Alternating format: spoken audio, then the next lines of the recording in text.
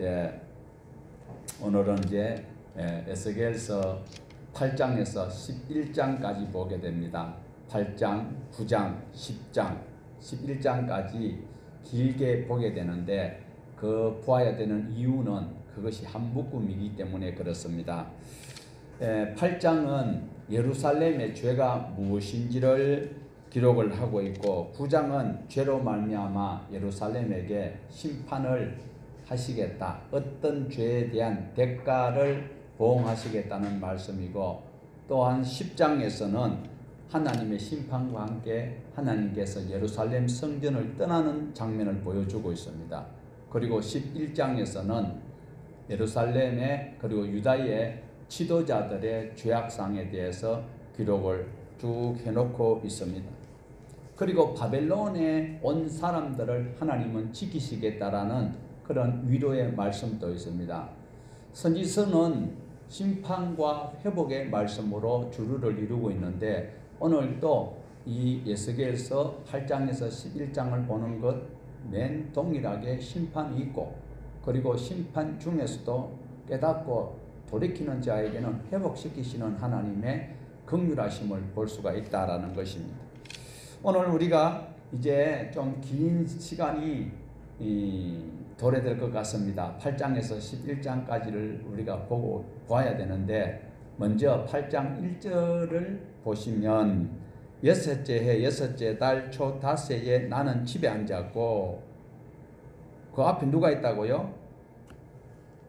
에스겔이 잡혀온 지 6년째 되고 6년째 여섯째 달에 여섯째 달 초 닷새에 6월 5일 날 집에 앉아 있는데 그 에스겔 앞에 누가 앉아 있느냐는 거예요.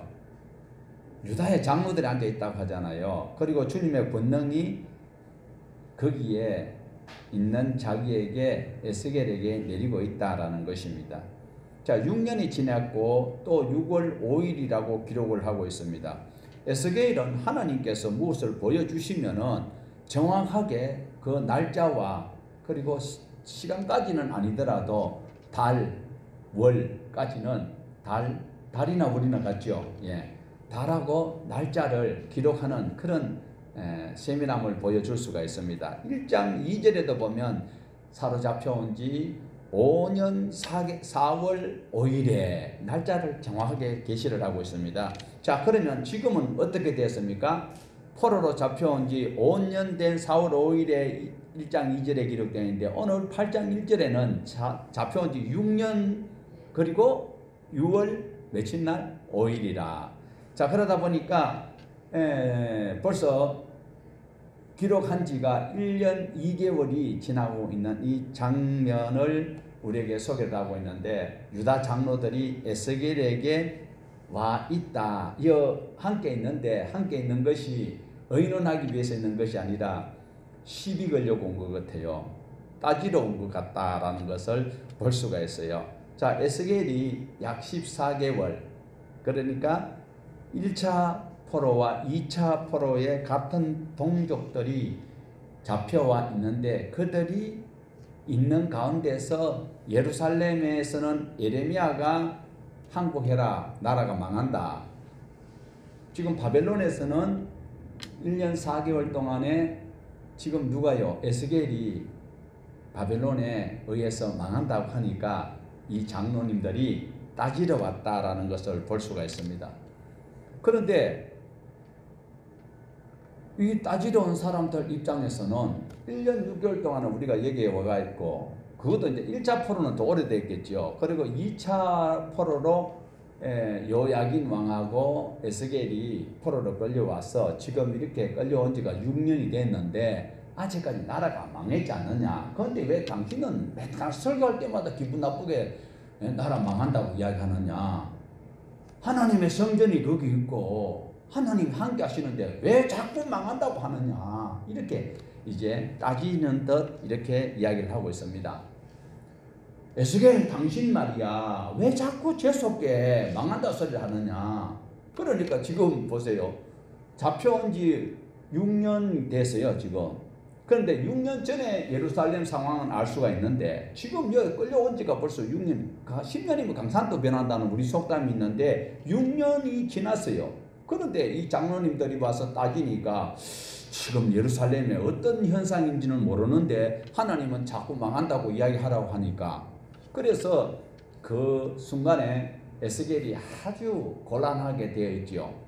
지금 막 당장 대답을 하라는 거예요. 그런데 고국에는 어떤 일이 있는지를 전혀 알 재간이 없어요. 그때에 하나님께서 에스겔의 머리를 한 모숨이라고 되어 있는데, 예, 그 원어로 보면 뭐 한 탈에 그리고 뭐 한 움큼 이래 되는데 머리털을 확 쥐고 이래 옮기는 장면이 있는데, 아주 하나님께서 긍휼이 풍성하시고 자비가 많으시고 사랑이 많으신 하나님께서 에스겔을 이렇게 하나님의 권능으로 이렇게 옮길 수도 있는데, 하나님이 심기가 굉장히 불편하신 것을 여기서 우리는 눈여겨보셔야 돼요.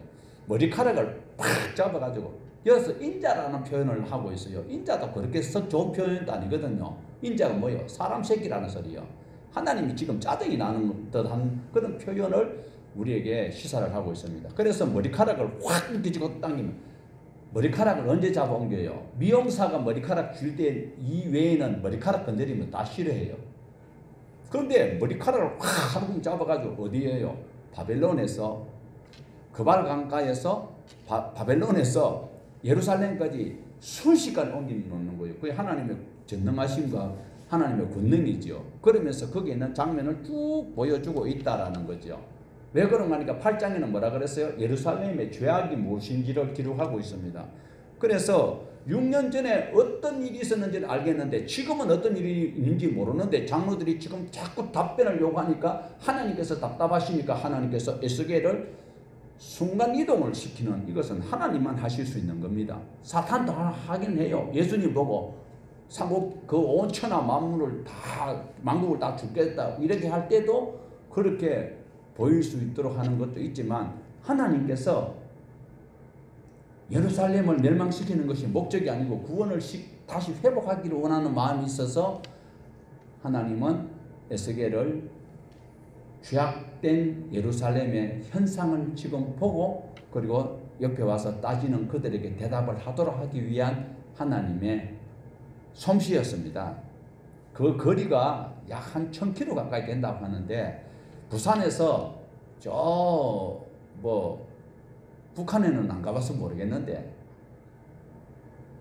서울에서 부산까지가 428km, 옛날 고속도로 그 통행 요금을 낼 때 보면 그런데, 하여튼 이 서울에서 부산까지 왕복되는 거리를 순식간에 옮기는 하나님께서 에스겔을 통하여서 하시고자 하시는 것을 밝히고 있다는 거예요. 절대로 은혜로운 말씀이라고는 할 수 없습니다. 우리가 보통 어렵고 힘들어도 우리 주님이 함께 하시면 그것이 회복되어서 전화위복되기 때문에 복이라고 이야기하듯이, 지금 에스겔이 바벨론으로 2차 포로로 갔던 사람이 지금 순식간에 예루살렘에 일어나고 있는 그 현장을 방문하면서 그것이 은혜가 될 수가 없는데, 그러나 예루살렘을 다시 회복시킬 수 있는 그런 기회를 하나님이 주시기 위해서 이렇게 하고 있다는 것도 보셔야 돼요.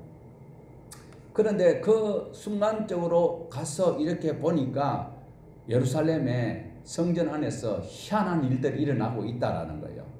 우상을 섬기고 질투의 현장을 이렇게 보게 되는 장면을 볼 수가 있습니다. 자, 우리 8장 6절을 한번 보시겠습니다. 그가 또 내게 이르시되, 인자야, 이스라엘 족속이 행하는 일을 보느냐? 그들이 여기에서 크게 가증한 일을 행하여 나로 내 성소를 멀리 떠나게 하느니라. 너는 다시 다른 큰 가증한 일을 보리라 하시더라. 여기서 가증하다라는 이 말은 역겨운 일을 하고 있다. 성전에서는 예배만 있어야 되지요. 성전에서 뭐 연극하고 뭐 이런 거 하면 안 되지요. 그래서 역겨운 일을 하고 각종 우상들을 섬기는 이런 행위를 하니까 하나님께서는 그 성소에 같이 있을 수가 없다라고 말씀을 하고 있습니다. 성소는 하나님께 예배하는 처소인 것입니다. 하나님은 어느 곳에서도 다 계시지만 특별히 유대인들이, 이스라엘 백성들이 하나님이 함께 하시는 것을 좀 감각적으로 그리고 자기네들이 숭상할 수 있는 그런 자꾸 방법을 요구를 하니까 그러면 이 성막을 그때는 성막이었지만 그리고 나중에는 이제 솔로몬 성전같이 지어지잖아요. 성소가 있고 지성소가 있는데 지성소에 법궤가 있고 그리고 그 속죄소 위에 하나님의 임재성을 보여주는 이런 공간을 성소라고 하는데 하나님께서 자기네들이 요구하여서 예루살렘 성전 성소를 하나님의 임재 장소를 허락을 했고 자기네들이 거기서 하나님에게만 예배와 경배와 하나님의 말씀을 듣고 모든 삶을 살겠다고 그렇게 약속을 했는데 그곳에 가정스럽고 역겨운 일을 하니까 하나님께서는 그 길을 떠나시겠다라는 것을 보여주고 있습니다. 오늘 또 우리 몸은 무엇입니까? 성령님 계신 전입니다. 그런데 여기에 막 온갖 엄남, 패설, 욕심, 돈 이런 것들을 꽉 채워놓으면 성령님이 계실 수 있어요? 하나님이 떠나시겠다고 하시잖아요. 구약에 있는 말씀을 무시해버리고 신약만 가지고 우리가 천국 갈 수는 없습니다. 구약도 하나님 말씀이요. 구약도 복음입니다. 율법도 복음입니다. 복음은 복된 소식입니다. 유앙겔리온입니다. 그러나 그 법을 모르면 하나님의 법을 모르면 천국에 갈 방법이 없지요. 그래서 그 구약의 율법이 우리에게 굉장한 복음입니다. 복된 소식이라는 거예요. 그래서 구약에 있는 말씀을 잘 기억을 하셔야 돼요. 하나님께서 함께 하시겠다고 하신 그 성소에 가정스러운 우상 모든 것들 역겨운 일들이 있으니까 주님께서는 거기를 떠나시겠다라고 말씀을 하고 있습니다. 그런데 그 인간들은 어떻게 그 각종 우상을 갖다 놔놓고 북이스라엘은 그렇잖아요. 뭐가 그렇습니까? 초대왕 여로보암이 단과 베델에 송아지를 놔놓고 그걸 뭐라고 불러요? 여호와 하나님이라고 부르고 있습니다. 오늘 또 여러분도 조심하셔야 됩니다. 내가 성경에 나타난 하나님을 믿고 이 자리에 계시는지 아니면 내가 원하는 대로 이루어주시는 전지전능하신 내가 만든 하나님을 여러분 섬기고 있는지 성경에서 잘 점검을 하시고 천지를 창조하시고 나를 지으시고 타락한 나를 예수님의 피값으로 산 그 하나님이 성경에 나타난 하나님인데 그 하나님을 여러분은 꼭 만나시고 믿으셔야 되는 거예요. 입술로만 주여 주여 한다고 송아지를 아무리 섬겨도 안 되는 거예요. 나라가 망하는 거예요. 북이스라엘 19대 왕 호시아 왕 때 나라가 망하게 돼 망했어요. 아수리에서 망했어요. BC 722년에 하나님이 함께 하신다고 했던 이 예루살렘에도 하나님을 섬기지 아니하고 헛된 짓 하니까 하나님께서 떠나시겠다라고 말씀을 하고 있습니다. 이 역겨운 일들이 예루살렘에서 일어나고 있는데 바벨론으로 포로로 2차로 끌려왔던 장로놈들은 장로놈이라고 했습니다. 분명히 이 인간들은 하는 소리가 우리가 뭐 잘못했는데 이야기해보세요. 왜 하나님이 자꾸 망한다고 그렇게 당신을 통하여서 우리에게 공갈 협박하느냐 이러면서 하는 소리가 예수계를 모르고 예수계를 나는 여기서 잘 모르겠는데 그런데 하나님께서 잘 끌고 가지고 예루살렘에서 지금 일어나고 있는 역겨운 모습을 자 10절에서 11절입니다. 같이 봅니다.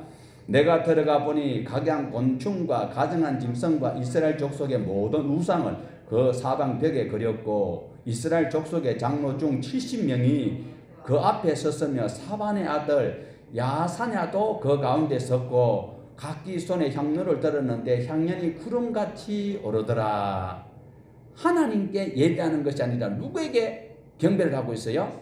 온갖 우상들에게 자기 욕망과 욕심을 채우기 위해서 만들어 놓은 그 우상에게 향연을 올리고 있다라고 이야기를 하고 있어요.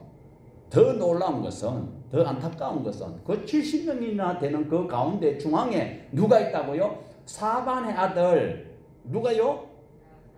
야사냐죠. 이름도 고약하게 야사스럽게 야사냐가 이 양반이 누구냐면 사반의 아들이에요. 사반이 굉장히 훌륭한 사람입니다. 사반이 그 율법서를 읽어주었을 때 요시야 왕이 회개하고 옷을 찢었어요. 그리고 그 자녀들 전부 다 한 자리씩 다 했습니다. 그 사반의 가문이 괜찮았어요. 그 손자는요, 그달랴는 그 총독, 이스라엘 총독으로 바벨론에서 총독으로 세웠다니까요. 믿음의 신망이 있기 때문에. 그런데 이 사반의 아들 중에 한 아들인 야사냐가 장로들 대표하는 자리에 앉아 있으면서 우상을 숭배하는 그 장소에 있더라라는 거예요.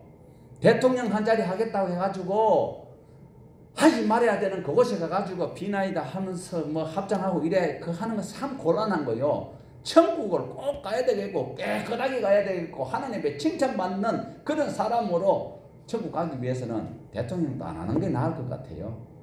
지금 여기에 야사냐가 그 가정스러운 여기 뭐요? 각종 곤충과 가정스러운 이런 모습들을 만들어내는 그게 경배하는데 그 장소에 있더라라는 거예요. 안타까운 일이지요. 그리고 그들이 짓거리는 소리가 가관이에요. 12절 한번 보십시다. 또 내게 이르시되 인자야 이스라엘 족속의 장로들이 각각 그 우상에 방한 어두운 가운데서 행하는 것을 네가 보았느냐. 그들이 이르기를 여호와께서 우리를 보지 아니하시며 여호와께서 이 땅을 버리셨다 하느니라. 부모님이 일터에 나가면 애들을 깐난뱅이 아니고 이제 막 조물조물하고 이제 그 뭐 어느 정도 밥상을 차려놓으면 밥을 먹을 수 있을 정도 되는 아이들을 집에 두고 엄마 아빠가 일하러 가버리면 그 애들을 방치하고 버리는 거요. 이 인간들이 하는 소리를 한번 들어보시라니까요. 그래서 이 12절에 보면 뭐라 그럽니까? 우상에 방한 어두운 데서, 우상이 밝은 데서는 쥐며느리나 이런 벌레들이 밝으면은 못 살지요. 그래서 우리가 보통 보면 옛날 시골 가면은 방문 열고 들어가기 전에 보면 밑에 이런 대돌 같은데 멍석 같은 이런 걸 확 갑자기 들치면 검한 데 살던 벌레들이 삑 보고 막 도망가듯이 우상들은 항상 은검하고 컴컴한데 어두운 데서 역사를 하는 거예요. 그래서 악한 영을 어두운 영이라고 하잖아요. 하나님은 광명한 하나님이신데 천사들도 광명한 천사로 나타나는데 오늘 여기에서 보면 이 어두운 데 있는 우상 섬기는 자들이 하는 소리가 누가요? 지금 믿음의 가정에 있던 사반의 아들도 지금 여기 포함되어 있어요. 이 장로들이 하는 소리가 어두운 데서 하는 소리가 교회 안에서 엉금한 생각을 믿음으로 나오지 아니하고 지옥 갈 생각하는 소리가 하나님이 자기네들을 버렸고 자기네들이 하는 말을 하나님 못 들을 것이라고 지금 믿고 있다라는 거예요. 하나님의 말씀이 제대로 안 되면 그래요. 조금 전에 뭐라 그랬어요? 성경 공부할 때에 엘리사가 기적을 그렇게 일으켰지만 변화가 없는 것은 무엇이라고요? 바로 하나님의 말씀, 율법을 가르치지 아니했고 하나님의 말씀이 그들이 주장하지 아니하니까 감각적으로 느껴지는 대로. 그러니까 그런 믿음의 장로가 아무나 되나? 이 장로들이 하는 소리가 하나님이 자기네들 버렸다고 이야기하잖아요. 자, 다시 한번 12절 보십시다.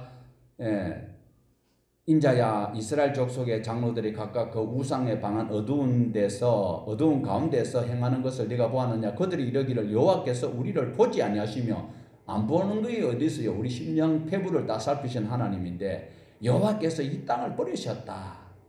이렇게 짓거리고 있다라는 거예요. 자기네들이 섬겼던 하나님께서 그들을 돌보지 아니한다고 이렇게 여기고 있습니다.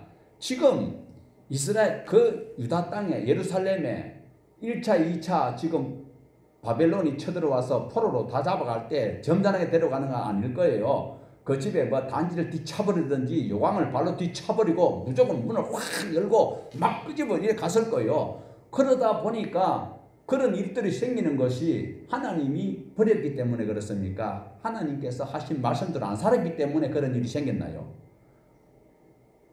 대답해 보세요. 하나님이 버렸나요? 안 버렸어요. 지금이라도 하나님 말씀을 깨닫고 바로 살면 집행유예 기간이 끝이 날 수 있는데 그러지 않았다는 거예요. 하나님 말씀대로 살지 않았기 때문에 지금 2차 포로로 끌려가는 이 안타까운 일이 있었다라는 거지요. 그런데 그 전에도 하나님의 선지자들이 하박국 선지자, 스바냐 선지자, 예레미야 선지자가 계속 외치고 있어요. 그런데 그 말씀을 안 듣는 거예요. 지금도 모든 교회들이 하나님 말씀대로 내가 살겠다고 이렇게 해야 되는데 하나님 말씀대로는 산다라는 것은 이제 기본 베이스로 두고 있겠지만 원하는 목적은 최소의 노력을 들이고 최대의 복을 끌어오는 그 방법을 도둑 같은 심보를 가지고 예배당에 가득 차 있다라는 거예요. 하나님의 말씀대로 살아서 사나 죽으나 주님의 것이고 내 숨쉬는 것, 먹을 것, 입을 것 있는 것만 해도 하나님 앞에 감사하면서 살겠다는 사람들이 하나님의 일을 하는데, 모든 사람들은 많은 것을 정착하기 위해서 하나님 앞에 나와 있을 수도 있다라는 거예요. 그래서 이들이 지금 하는 소리는 하나님이 우리와 함께 하지 아니하고 하나님께서 우리가 이래 하는 말도 못 들을 것이라고 생각하면서 가정스러운 그 우상을 섬기고 있다라는 거지요. 안타깝지요. 자, 14절 한번 보십시다. 14절.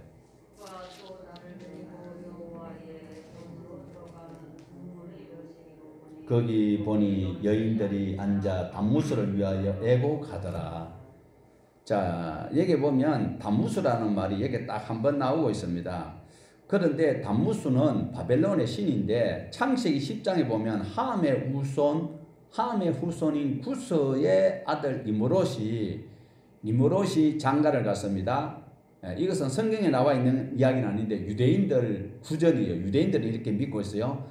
함의 후손인 니므롯이 장가를 갔는데 그 부인이 세미라스인데, 이 세미라스를 아내를 취했는데 이 니므롯이 죽어버렸어요.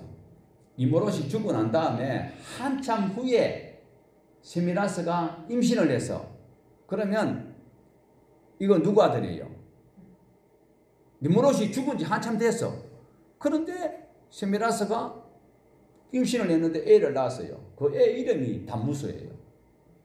그런데 하는 소리가 이 남편이 하도 억울해가지고 자기 몸으로 들어가지고 환생했는 놈이 바로 단무스라는 거예요. 그래서 하는 소리가 단무스를 낳았던 세미라스는 여신이고, 그래 이제 어머니 신이고, 이 단무스는 무슨 아들이니까 무슨 신? 아들 신이고, 그 다음에 니므롯은 아버지 신이다. 이런데 얼빠진 어떤 인간들은 하는 소리가 성부, 성자, 성령 이 삼위일체 하나님을 우리가 증명하고 있으니까 여기에 바벨론의 신화에 의해서 이것을 축출했다라고 이야기하는 인간들도 있는데, 오늘 여기에서 세미라스가 나타나는 이 모든 현상들을 지금 이 시간에는 길게 설명을 드릴 수가 없어요. 각국마다 여신이 쭉 있는데 그 신에 의해서 함께 지금 우리와 비슷하게 지금 혼란을 일으키고 전 세계를 장악하고 있는 종교가 있어요. 그것이 바로 가톨릭입니다. 그런데 뭐 가톨릭을 또 이야기하면 또 안 좋아하는 사람도 있으니까 제가 다른 말씀을 안 드릴게요. 그런데 중요한 것은 이 단무스가 부정한 방법으로 태어났다는 것은 유대인들이 다 알고 있어요. 그런데 그 단무스를 위해서 애국하고 단무스를 섬기고 있다는 것이 안타깝기 그지없다라는 거예요. 16절 보십시다. 그가 또 나를 데리고 여호와의 성전 안뜰에 들어가시니라. 보라, 여호와의 성전 문 곧 현관과 제단 사이에서 약 25명의 여호와의 성전을 등지고 낯을 동쪽으로 향하여 동쪽 태양에게 예배하더라. 자, 이들이 또 태양신을 섬기고 있다라는 거죠. 그러니까 하나님께서 골라고 뽑고 세워가지고 그 예루살렘에 성전이 있고, 그리고 가나안 땅에서 하나님의 백성으로 살 수 있도록 특혜를 베풀어 주셨는데 그 하나님을 이제는 잊어버리고 태양신을 섬기고 있다라는 거예요. 요시야 왕 열왕기 23장에 보면 그런 것들을 다 철폐를 했어요.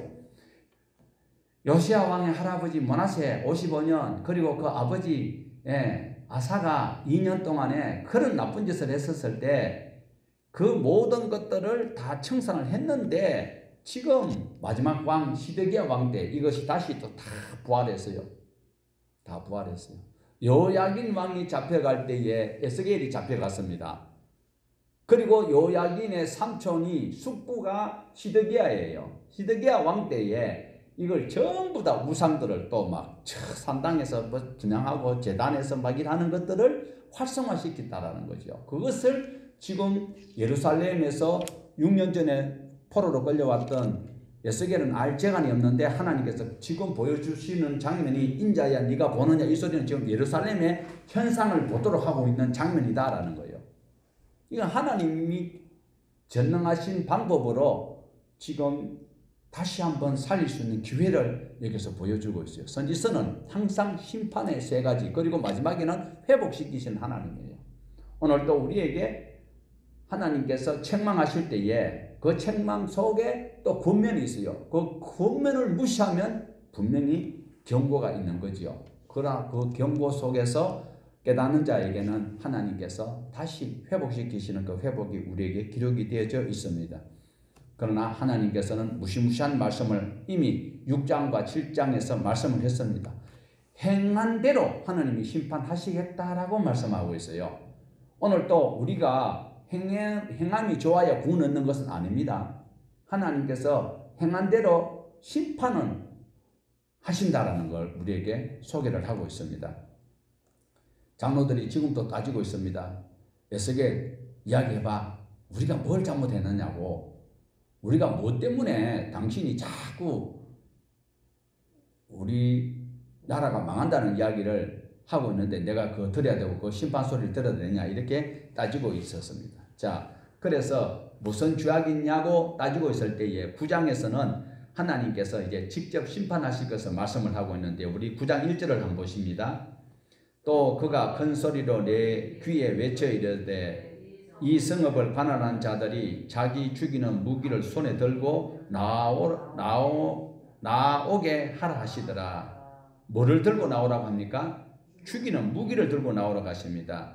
하나님께서 하나님의 형상으로 만드시고 특별히 이스라엘을 부르사 하나님께서 그 상천하지에 하나님만 참 신이신 것을 증명해 보이시기 위해서 하나님께서 하나님의 나라를 이루기 위하여 이스라엘 공동체가 번영하여 온 땅에 하나님을 증거할 수 있는 제사장 나라 되기를 원하셨는데 하다가 안 되니까 하나님께서는 이제는 죽이는 무기를 들고 나오라고 이 천사들을 향하여서 말씀을 하고 있습니다. 자, 하나님께서는 그루 케루빔을 통하여서 예루살렘을 치는데요. 성읍 중에 다니면서 불쌍히 여기지 말고 긍휼히 여기지 말며 무자비하게 치라고 말씀을 하고 있습니다. 긍휼이 많으신 하나님, 사랑의 하나님, 뭐 그렇게 미사여구를 쓸 여유가 없습니다. 그런 소리는 어설픈 복음주의자들이 자꾸 그딴 소리 하는데 하나님은요 무시무시한 분이십니다. 우리를 구원해 주시기 위해서 이미 모든 것들을 다 준비해 놓으시고 독생자 예수님을 십자가에 못 박아 죽이기까지 죄를 미워하시는 하나님이지만 우리를 용서해 주시기 위해서 모든 한계를 다 열어놨어요. 하지만은 우리가 하나님 말씀대로 따르지 아니할 때는 가차없이 채찍질 하신다라는 것을 우리에게 보여주고 있습니다. 우리가 잘못했을 때 하나님께서 우리를 때리신다라는 것도 분명히 기억을 하셔야 돼요. 무한정을 하나님께서 자비를 베푸시고 기다려주시는 하나님은 아니시다라는 거예요. 그렇게 긍휼 없이 막 하지만 그러나 하나님께서는 기회를 주시는 것을 볼 수가 있습니다. 잘못을 깨닫고 애통하는 자에게는 이마에 도장을 찍어서 표시를 해서 살 방법을 주십니다. 예수님께서 말씀하셨습니다. 애통하는 자는 뭐가 있다 그랬습니까? 오늘도 이 어려운 가운데서도 애통하면서 탄식하면서 하나님께서 살려고 몸부림치는 자에게는 긍휼을 베풀어 주신다. 그 심판의 메시지가 들려질 때에 정말 죄를 깨닫고 애통하면서 탄식하면서 죄를 미워할 때 믿음으로 살려고 몸부림칠 때 하나님께서는 살 길을 열어주신다라는 것을 보여주고 있습니다. 그런데 성전 앞에서 늙은 자로부터 시작해서 모든 사람을 젊은 사람까지 사거리 다 죽이라고 합니다. 이 장면을 누가 보고 있습니까? 에스겔이 보았어요. 그때 에스겔이 하나님께 살려달라고 부르짖습니다. 이때는 부르짖는 게 맞거든요. 이때는 부르짖는 거예요. 카라가 아니고 에스겔서 33장 3절이 아니고 여기서는 하나님 앞에 하나님 살려주세요. 이건 이제 부르짖는 거예요. 그때 하나님께서 다 치느냐? 아니에요. 하나님 다 죽이실랍니까? 이러니까 하나님의 대답이요 아니다라는 거예요.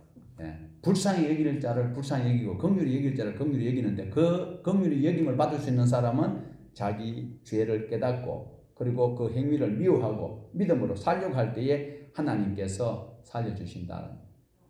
그런데 그 제외하고 하나님의 그 말씀을 도외시하는 자에게는 인정사정 없이 다 죽이겠다고 합니다.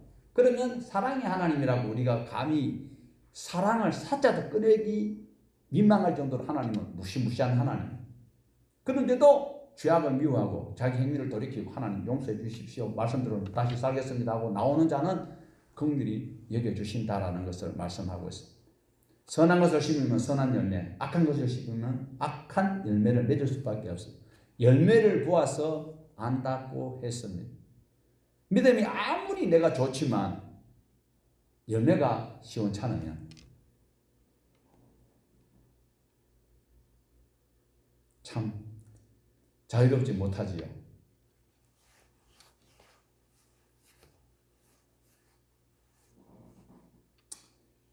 악한 것을 심었는데도 선한 것을 거둘 수 있다면 그거는 하나님이 아니고 기독교도 아닙니다. 지금 하나님께서 하시는 말씀은요. 에스겔 네가 기도해도 안 되고 하나님은 모두 다 그들은 죄로 인해서 망할 수밖에 없다. 이러면서 믿음으로 살려고 하는 그 사람들에게 죄를 뉘우치는 그들에게 그 악조건 속에서도 신앙으로 살려고 하는 그들에게는 이마에 표를 해라. 그 표 받은 자는 살고 나머지는 다 죽이는 것이 하나님께서 하신다. 지금 여기서는 천국 가고 지옥 가는 것이 아닙니다. 하나님의 말씀대로 살지 않으면 그들은 죽는다. 심판을 받는다라는 것을 말씀을 하고 있습니다. 자, 10장에 보면 하나님의 심판과 하나님의 영광이 성전을 떠나는 그런 장면을 기록을 하고 있는데요. 1절에서 8절까지는 예루살렘이 불로 심판받는 장면을 보여주고 있습니다. 지금 당장 일어나는 것은 아니거든요.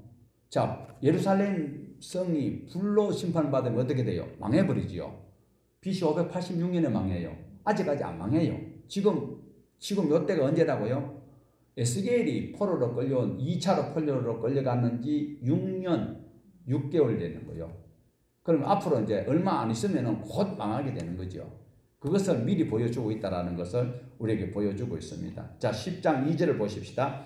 하나님이 가는 벼옷을 입은 사람에게 말씀하여 이르시되 너는 그룹 밑에 있는 바퀴 사이로 들어가 그 속에서 숯불을 두 손에 가득히 옮겨 가지고 성읍 위에 흩어라 하시매 그가 내 목전에 들어가. 자, 흰옷을 입은 사람은 분명히 하나님의 부리는 천사일 거예요. 숯불을 두 손에 사람이 숯불을 잡을 수 있어요, 없어요? 그런데 여기서는 잡는 보니까 사람 아니겠지요. 그러면서 흩어버리래요. 그러면 불타겠지요. 이 장면은 바로 2절에서 내포하고 있는 말씀은 예루살렘이 바벨론에 함락된다라는 것을 말씀을 하고 있어요. 그런데 처음 하시는 말씀이냐? 아니에요. 이미 반복적으로 경고를 했는데도 안 들어요. 반복적으로 말씀을 하시는 분은 누구예요? 하나님이시지요. 자, 1장에서 보았던 것처럼 네 생물이 케루빔이 나왔었지요. 그 모습이 10장에도 그대로 나오고 있어요. 그러면서 예루살렘을 떠나는 장면이 이제 22절까지 쭉 나오고 있는데 우리 1절을 한번 볼까요? 예루살렘의 죄를 지적하는데 11장 1절을 한번 보십시다. 지도자들의 죄까지 나오고 있습니다. 그때에 주의 영이 나를 들어 올려서 여호와의 전 동문 곧 동향한 문에 이르시기로 보니 그 문에 사람이 25명이 있는데 내가 그 중에서 아수리 아들 야사냐와 버나냐의 아들 부달랴를 보았으니 그들은 백성의 고관이더라. 자, 오해하지 마세요. 조금 전에 우리가 사반의 아들 야사냐도 있었습니다. 그런데 여기는 아수리 아들입니다. 다른 사람입니다. 똑같다고 이야기하면 안 됩니다. 자, 여기에 백성의 고관들과 지도자들이 모였는데 하나님께서 그들을 어떻게 평가하시는가? 이 사람들은 성읍에서 포악한 일을 꾸며내고 악독한 일을 꾀하는 자들이다라고 이야기합니다. 어쩌면 오늘 우리가 이런 말씀을 통하여서 우리의 삶의 현장 속에서 잘 비교해 볼 수 있는 그런 일도 있을 것입니다. 불법을 행하고 악을 꾀하면서도 그들은 뭐라고 이야기하는 거니까 성읍은 가마가 되고 우리는 고기가 된다. 그 성읍이 자기네들을 보호할 수 있는 어떤 울타리가 되고 자기네들은 그 속에 있는 고기. 그런데 하나님께서 하시는 말씀은 정반대입니다. 그들이 포악하고 악한 일을 꾸며내기 때문에 하나님이 살려줄 방법이 없습니다. 우리 7절을 같이 보실까요? 7절. 그러므로 주여께서 이같이 말씀하셨느니라 이 성읍은 그 가마인데 너희는 그 가운데서 끌려 나오리라. 자기네들은 그러니까 동일한 문장을 잘못 해석하면 이렇게 되는 거예요. 자기네들은 그 성읍은 가마처럼 자기네들을 보호할 것이고 자기네들은 그 보호받는 고기라고 했는데 하나님께서는 아니다라는 거죠. 그래, 그 성읍 가마가 맞다. 그 안에 고기는 어떻게 된다? 죽은 시체가 된다라고 말씀을 하고 있습니다. 이 죽은 시체가 된다는 소리는 결국 타국인의 손에 넘어져서 칼에 쓰러질 것이다 라는 것을 말씀합니다. 자, 12절 보십시다. 너희는 내가 여호와인 줄 알리라. 너희가 내 율례를 행하지 아니하며 규례를 지키지 아니하고 너희 사방에 있는 이방인의 규례대로 행하였느니라 하셨다 하라. 자, 하나님께서 왜 예루살렘에 심판을 내릴까요? 여러 번 반복적으로 말씀을 하셨습니다. 그 이유가 무엇입니까? 여러 번 말씀하시는 이유가 무엇입니까? 하나님의 말씀을 따르지 않고 규례를 지키지 않기 때문에 그렇다라는 거죠. 보통 우리가 투자를 하거나 어떤 공모를 할 때는 다른 사람이 모르게 몰래 내가 우선순위로 몰래 해가지고 내 혼자만 이렇게 챙겨야 되는데 그걸 다 소문내면 어떻게 돼요? 많은 사람들이 오면 내가 거기에 당첨될 확률이 적어지잖아요. 그런데 하나님은 전혀 다른 방법으로 모든 백성이 하나님 주시는 그 복을 누리고 살도록 하기 위해서 선지자를 통하여서 거기에서 돌이키라. 너희들이 지금 잘못 가고 있다. 다시 한번 더 물어보십시다. 일상생활 속에서 역사 가운데 선지자가 갑자기 나타났으면 이거는 지금 백성들이 선을 행하고 잘 살아가고 있다는 소리요? 아니면 잘못 살고 있다는 책망의 경고인가요? 선지자가 나타났다면 지금 백성들이 잘못 살고 있다는 거예요. 하나님께서 잘 살고 있는데 선지자들을 보낼 리가 없어. 잘못 살고 있기 때문에 그 행위를 돌이켜서 생명의 그 길로 가도록 하기 위해서 선지자들을 보내는 거예요.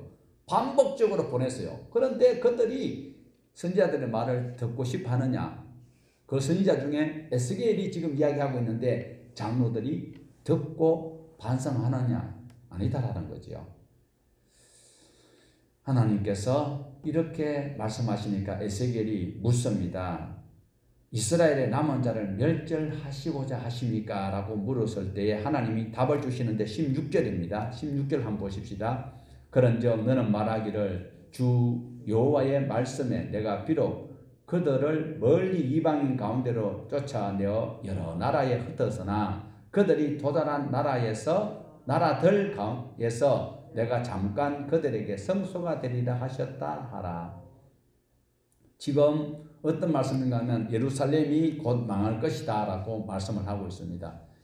6년이 지나면 이제 예루살렘이 망할 것이다. 그러나 예루살렘을 멸망시키는 자체가 하나님의 목적이 아니다라는 거지요.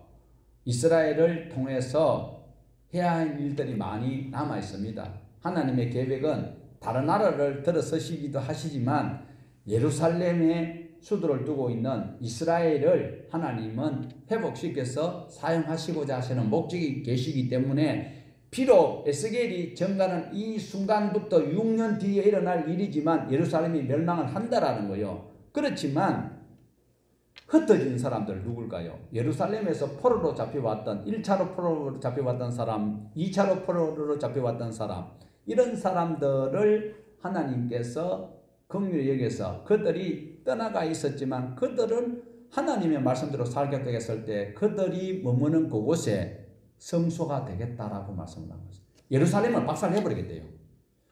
그렇게 금으로 옥으로 막 지어놨는 그것을 하나님께서는 박살내버리겠고, 왜? 말씀대로 안 사니까. 그렇지만 포로로 끌려가서 아이고 참 저도 질질이 복도 없지 왜 저렇게 끌려가나, 그렇게 끌려가는 사람들을 욕하고 있지만 실제로 끌려가는 그 사람들을 예레미야서에서 보면 좋은 무화과라고 했어요. 예루살렘에 있는 사람들은 복 있는 사람이라고 자기네들은 착각하고 있는데, 그때에 바벨론 군대에 끌려가는 거, 포송길로 묶여서 끌려가는 그들을 바라볼 때에 불쌍하다, 안 됐다 이렇게 손가락질하고 있는 그들은 행복자였어요. 그런데 하나님은 뭐라고 말씀하시는가? 바벨론으로 끌려가는 포로로 공고무게 포송길로 끌려가는 그들이 좋은 무화과라. 그들이 있는 그곳에 하나님이 함께 하시겠다라고 말씀해요. 지금 위드 코로나 이전에 우리는 대면 예배를 못 드리게 하고 흩어져 있었을 때 많은 사람들이 이구동성으로 어떻게 대면 예배를 목숨 걸고 지키려고 했는데, 하나님께서 딱 집어서 하시는 이 말씀을 우리가, 그러니까 성경을 전체를 모르면은요, 광화문에서 예배드린 저 사람들은 아주 믿음 좋다고 하는데, 여러분 보십시오. 에스겔서 11장 16절에 보면 분명히 예루살렘을 박살내버리고 예루살렘 성수를 박살내고 불내버리고 포로로 끌려가 있는 그들이 세계 어느 곳에 흩어져 있던 그곳에 하나님께서 함께 하시겠다는 거예요. 거기서 성소가 되겠다고 말씀하고 있어요. 오래도록 아니고 잠깐. 오늘도 저와 여러분이 정해진 이 공간 중요합니다. 그 역할과 사명을 못하면 하나님이 불질러버리고 태워버리는 거예요. 말라기 1장 10절에 뭐라 그랬어요? 누가 이 성경 문 닫을 자가 있었으면 좋겠다. 그래 오늘 우리가 사는 삶의 현장이 하나님의 성소가 될 수 있도록 하나님과 동행할 수 있는 삶을 우리가 살아가야 된다라는 거지요. 오해하면 안 됩니다. 하나님은 소수의 사람이 하나님의 말씀대로 살려가는 그들을 통해서 하나님 일하고 계세요. 지금 예수 믿는 사람들이 많아요? 불신자들이 더 많아요? 불신자가 훨씬 더 많아요. 그러나 예수 믿는 사람들이라고 하는 사람들은 하나님이 사용하십니다. 교회 다니는 사람은 사용 안 해요. 이 자리에 계신 여러분 교회 다니는 사람입니까? 예수 믿는 사람입니까? 그러면 하나님이 여러분과 함께 하십니다. 교회 다니면서는 헛방입니다. 수고하지 마시고 예수를 믿으십시오.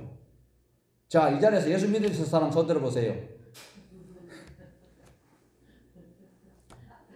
자, 17절 한번 보십시다.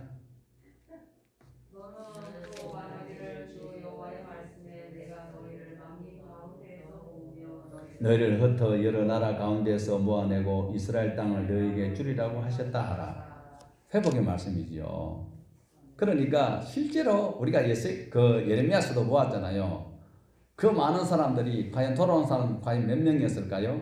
아주 적지요. 그러나 하나님께서는 회복시켜 주시겠다라고 말씀을 합니다. 내가 흩었던 나라에서 모아드리고 이스라엘 땅을 다시 너희에게 주겠다라고 말씀하셨습니다. 이 동시대에 스바냐, 하박국, 예레미야가 여러 번 눈물로 호소하는데도 귓등을 들었던 그들은 다 까치밥이 되었고 까마귀밥이 되었겠지요. 오늘도 하나님의 뜻을 인정하는 저와 여러분이 되셔야 돼요. 자, 18절 보십시다. 그들이 거리로 가서 그 가운데 모든 미운 물건과 가증한 것들을 제거하여 버릴.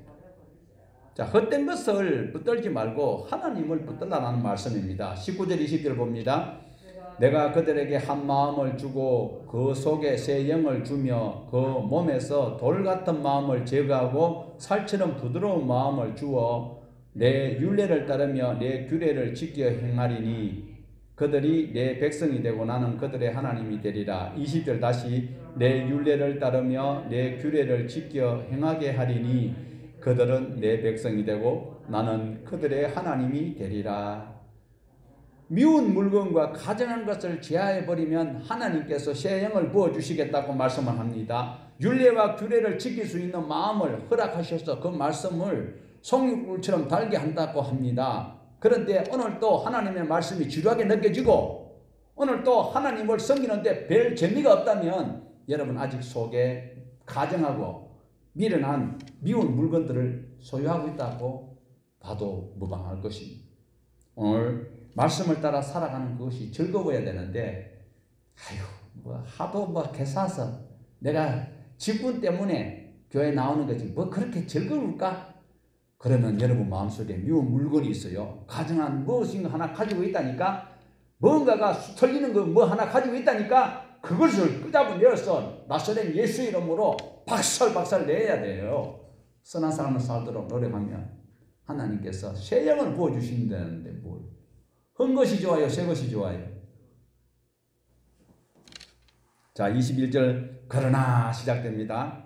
자 시작. 그러나 미운 것과 가정한 것을 마음으로 따르는 자는 내가 그 행위대로 그 머리에 갚으리라. 나 주 여호와의 말. 자 20절에서는요.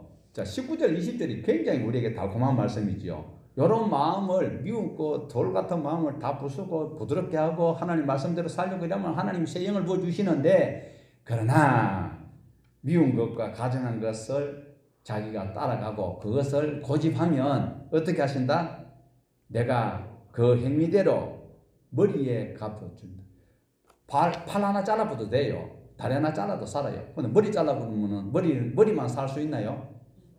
머리만 살 수 있는 분 손 들어보세요. 좀 비결 알려주세요.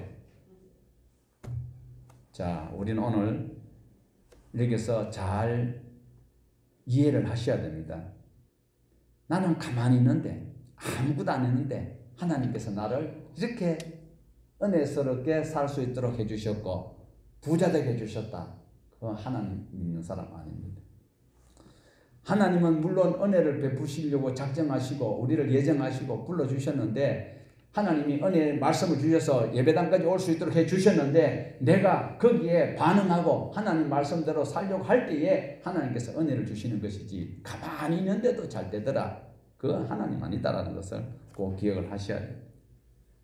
오늘 우리는 다시 한번 주님의 영이 어디로 이끄시는지를 24절을 한번 보시겠습니다. 주의 영이 나를 들어 하나님의 영의 환상 중에 데리고 갈대에 있는 사로잡힌 자 중에 이르시더니 내가 본 환상이 나를 떠나 올라간지라. 자, 예루살렘의 장로들이 에스겔 앞에서 막 질문하니까 하나님이 난감하니까 에스겔을 확 잡아가지고 예루살렘의 그 범죄 현장을 쫙 보여주시게 하시고 그 다음에 그 일어날 일들을 9장에서는 그 죄악을 낱낱이 심판하시는 그 장면, 그리고 10장에서는 떠나가시는 장면, 그리고 11장에서는 지도자들이 이런 못된 짓을 하고 있다는 것을 보여주고 있어요. 그래서 우리가 8장에서 11장을 여러분 자세히 읽어보시면 에스겔이 1장에서 48장까지 있는데 함축하여서 압축된 그것이 바로 8장에서 11장까지를 통하여서 잘 이해를 할 수 있습니다. 하나님은 예루살렘을 불질러 버리고 잠깐 떠나지만 어디에 함께 하신다? 믿음으로 순종해서 흩어져 있던 그들에게는 함께 하시고 그곳에 성소가 되어 주시겠다라고 말씀을 하고 있습니다. 오늘도 우리의 삶의 현장이, 내 가정이, 내 삶의 직장이 하나님이 함께 하시는 성소가 될 수 있다는 것을 꼭 기억을 하시고 이 어려운 난관 잘 극복하는 우리 모두가 되기를 축복합니다. 하나님 아버지, 오늘 에스겔서를 통하여